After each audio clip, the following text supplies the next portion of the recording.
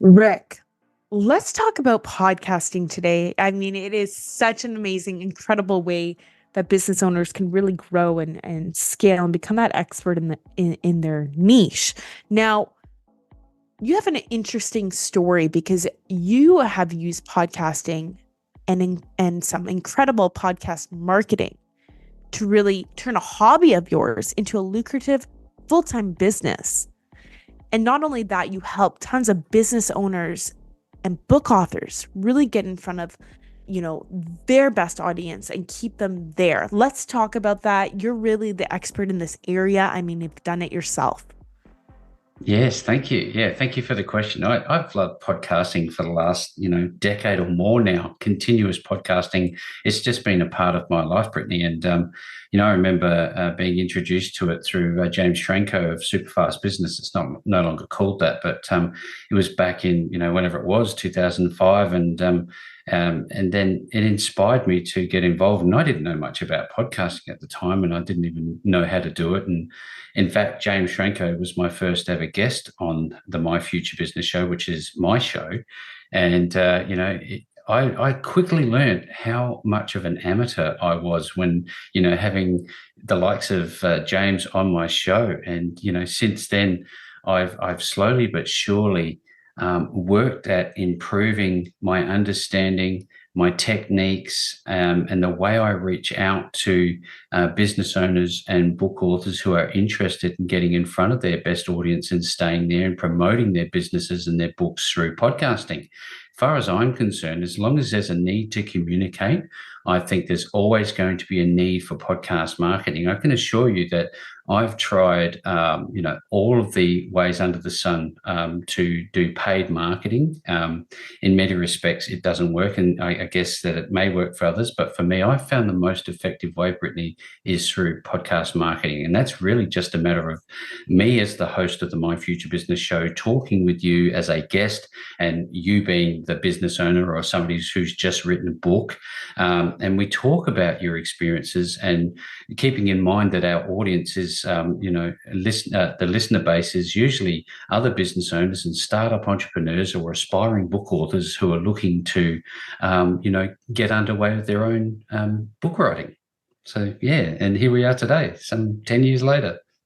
Rick, fantastic. Thank you for sharing. Now, I want you to elaborate, if you don't mind, on some of those techniques that you found worked really, really well for yourself, even when it's reaching out to, these potential guests or having them attracted to your show.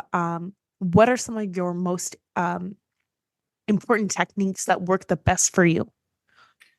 I think volume is actually the first thing that comes to mind. I don't know that you can necessarily use, I guess there's two sides to this, Brittany. There's the podcast host and then there's the podcast guest. They're very much in different areas of podcasting.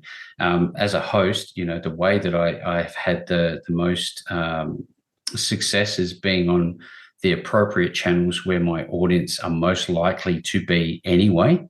Then it's a matter of consistency and persistence and getting great content out there, because I don't think having tons of content out there in the marketplace anymore is as effective as having great content, not volumes, quality of volumes.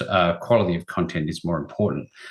So I'm finding that sort of take on it has been most effective. But I think also, Brittany, for me, I think being a continual learner and essentially adopting a white belt mentality to podcasting, meaning that I'm always looking towards other people in the podcasting space to help me understand or try new things. And I've learned so much from just listening. It's it's amazing how much you can learn if you just look outwards and you put yourself in this position where I actually don't know anything. I'm just starting out. If you have that mentality towards it, you find you get better results. But essentially, that's what I'm talking about. It's more about the quality of the content, and finding the right type of guest is critical. And I find that having a referral system is probably the key for me, because if Mm, I do my job right as a host, that will attract other people who are interested in joining me on the My Future Business show. They often will fill out the application form, and then down the bottom it says, "How did you find out about the show?" And there's a number of options there, Brittany. And I say, "Well, okay, you've clicked this button. It'll say through a referral, or I listened to your show, or I found you on Google." So having those systems in place, I guess, is another really key thing. And that the marketing 101 stuff, the social proof, having your testimonials or reviews of other people who have been guests on the show is also pretty important. Wow, this is also fantastic. Thanks for really elaborating and diving in even deeper. Referral system, incredible. Yeah, I mean, we use it too. And another question I had for you, Rick, was like, I'm curious as to, you have a fantastic show. I've checked it out. My founder has checked it out. You have a great, great show. And, I'm sure the volume of people trying to get onto your show is quite large. Now, do you have like minimum requirements when you're bringing on guests? I mean, we would love to, but we can't just bring on anyone, right? We have to No. make sure it's aligned. Do you want to Yeah. touch on that for a moment, Yeah. please? I actually, I exactly agree with you. I would love to interview everybody, but I think being consistent to your brand and your mission for the category of guests that you're looking for is absolutely vital to the success of your show and to your ability as a host to actually help people. So I often will say no because, like you mentioned, yes, there is a bit of a line, and the inbox is always full saying, "Hey, look, I believe that I'm going to be a great guest because of this reason." And sometimes they fall outside of the scope of what the My Future Business show is really about, and I'll have to say no.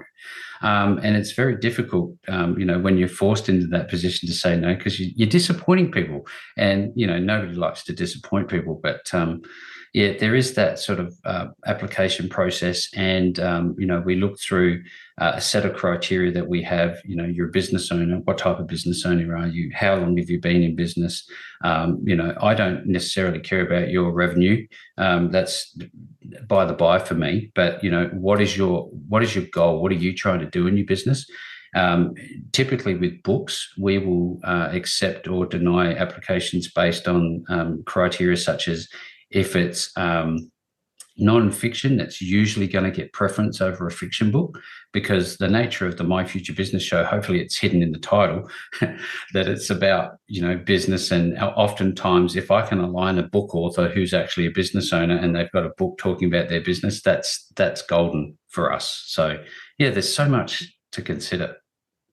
Right, right. And like you had mentioned something really great. It's like you got to remember the mission. And also by doing this and not having just anyone on the show, just because they may not be aligned with the Yeah, theme and everything like that, you're actually doing them a favor as well. We don't want to waste your absolutely. time or their time. And, there's no hurt in referring them to another show that might be a better fit. Yeah. Um, so Rick, when it comes to getting in front of your best prospects, can we dive into this super deep? Because and you did touch on some stuff, but if you want to go in even deeper as to, how to find those best prospects to begin with. Yeah, absolutely. Well, look, I think inside of the book that I wrote called Welcome to the Show 1.0, the complete podcasting system for your business, I do break all of this down. And I think you need to obviously know your customer. And this is all 101 stuff. This is stuff that you see, around the podcasting traps, and if you don't know who your customer is, you don't know who to attract. And I think that's critical. And where are they going to be online? And once you get a stream of people, is that the most appropriate stream? You might be thinking, oh, look, I'm getting exposure to hundreds of people every week, where in actual fact, if you consider another platform that you haven't touched on yet, maybe you're getting thousands a week. So it's important to do your research and test the waters, if you like, and have a look at putting out some information, getting involved in any forums and groups and the likes, and just observing. I often will get involved, for example, Facebook groups about podcasting, and I'll observe who's saying what. And and then I'll follow the yellow brick road as such, and to see where it takes me. And then all of a sudden, I go from a Facebook group, and I'm all the way over at LinkedIn. And I'm thinking that's an interesting track that I've just followed. So there's no one strategy or technique or research methodology that will get you the result that you're looking for. You just have to try different things. And I trust my intuition a lot. I think to Yeah. myself, I'm wondering about this. I wonder if I look over here today, what I might find. And I don't know where I got this from, but I remember if you take ideas from non what seem to be non-related industries, you might find that you get your best ideas from those places that you can transpose into the podcast arena, and it will just give you that spark of an idea that you can follow up on and go, wow, I never thought of that. I'm going to go have a look over here. And all of a sudden, lo and behold, there's I guess, a hive of activity over there that, and great people who are talking about things, and they're just naturally inclined to want to share their mission because they're on fire about what they're doing. I love it. I love it. Thanks so much for elaborating. Now, I'm curious to know, you know, we were actually kind of discussing this just before the interview, and it really stood out to me what you're doing. And it's as a host alone, you're taking the time to allow the guest to be able to walk away with a number of products um, from the interview and all kinds of stuff. So, can we talk about that? I mean, that must really stand out to the people you're bringing on the show.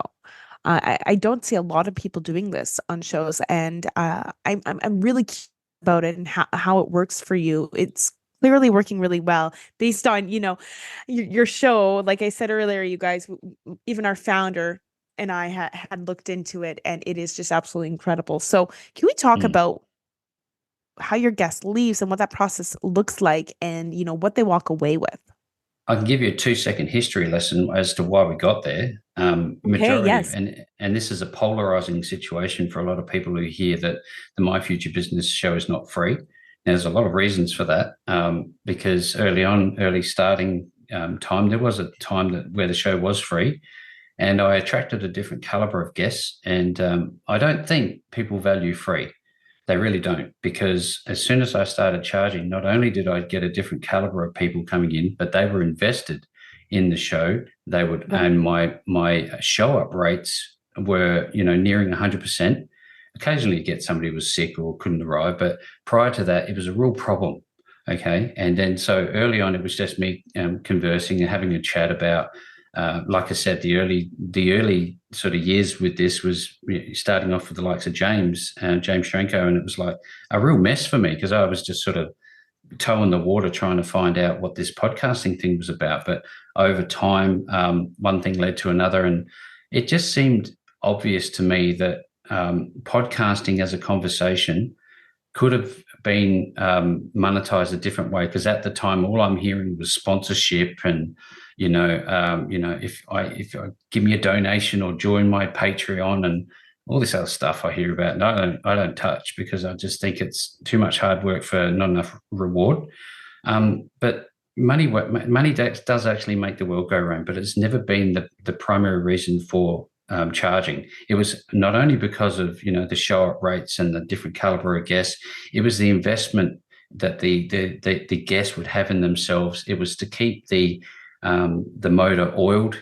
I needed to cover things, so it was more about keeping the show doors alive so it could be self-funding. But then it became something else, and there was a conversation that I'd had, Britt, that said, one of my guests said, oh, I'd love to get a copy of that. And it just got me to thinking. I sat on it for weeks and weeks and weeks. What am I going to do with that information? One thing led to another. And I thought, you know what? I'm going to actually, before I even had this idea of giving MP3s and MP4s of the highly edited, beautified interview, if you like, so they could use it on YouTube and the likes, I thought, I know that I'm very good and I'm naturally curious about people. They respond well to the line of questioning. I focus on them. I do 20% of the talking, they do 80%, that 80-20 rule we were talking about earlier. And I wonder if people are starting to, if they value it that much, I wonder if I put a number in front of them, whether or not they will respond. Long story short, they did. So that led from just charging for interviews at a low price point, then stepping it up, and looking what the market could bear.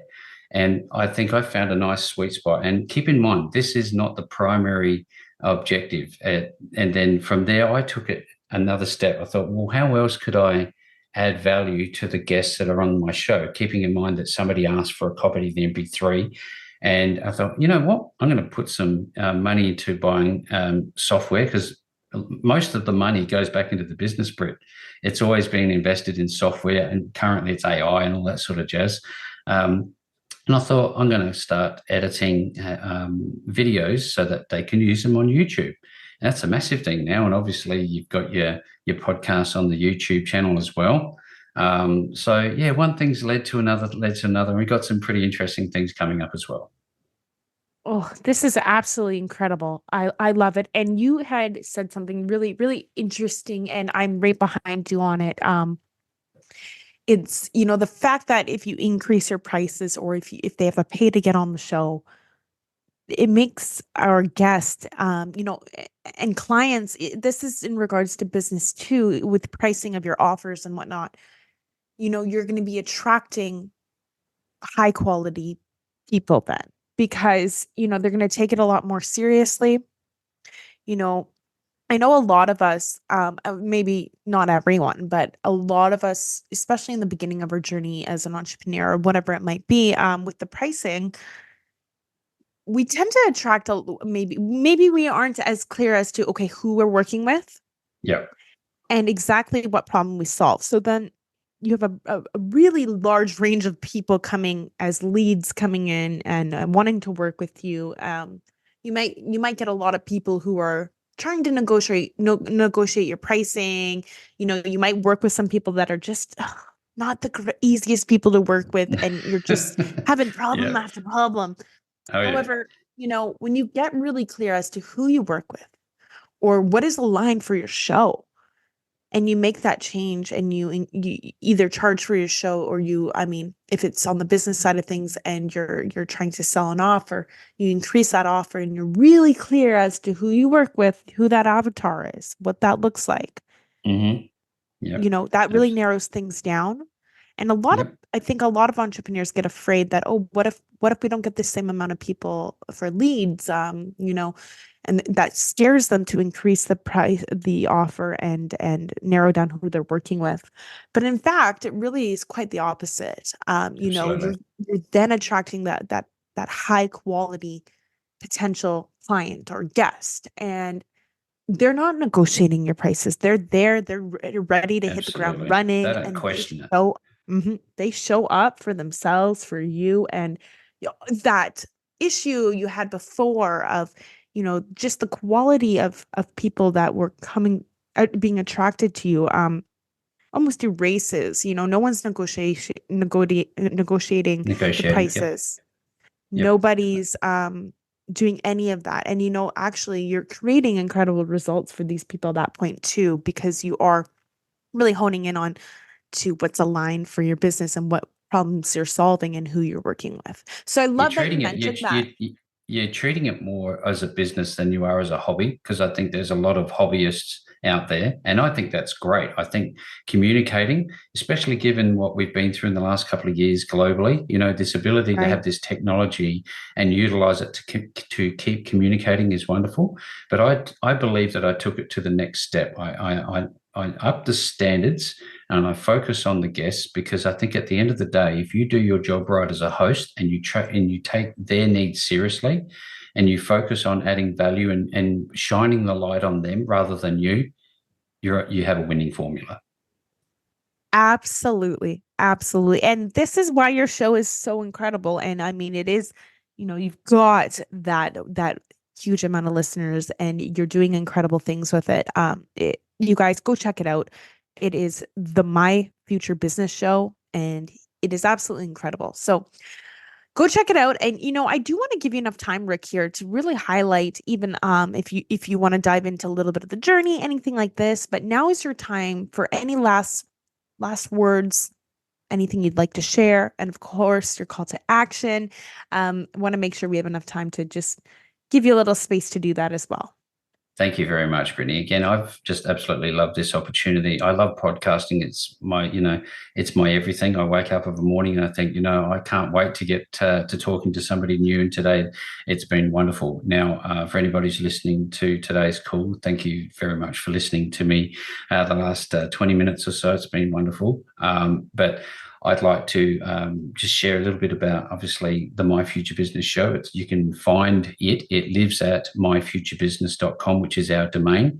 And I also want to offer you, for listening in today, a free copy of Welcome to the Show 1.0, the complete podcasting system for your business. And all you need to do to get that is go to myfuturebusiness.com/thank you, thank you being one word, and you'll find just a button, and it's just going to download from my website straight to your computer. It's a PDF. It's safe. There's nothing in there that's untowards.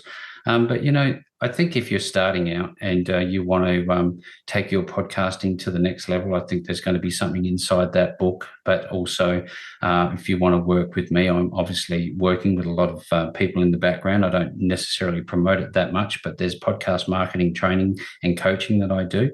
I have other things that are associated with this book, such as a video course that comes with the book. So you'll get access to that as well. And there's obviously the Podcasting Central group on Facebook. If you type in Podcasting Central and come on over, join us in the group. There's no barriers to entry. I'd love to see you there. Rick, thank you so much. You have been absolutely exceptional. I appreciate you taking the time of your day to come on my show. And you guys, there will be a part 2 with a lot of other things we're going to dive into in the new year. So, Rick, thanks so much. And you guys go check out his show. He's got everything we need in the show notes as well. And then keep tuning in for part 2. Thanks so much, Rick. Bye, guys. We'll catch you on the next episode. Bye-bye.